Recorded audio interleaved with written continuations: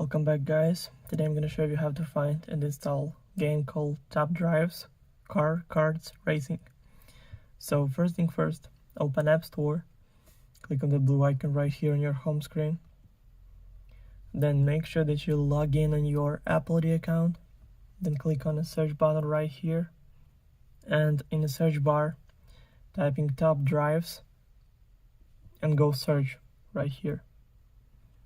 Then scroll down a little bit until you find the game. So click on that, then click Get, then Install, then confirm installation through Face ID or Touch ID or using password from your Apple ID account.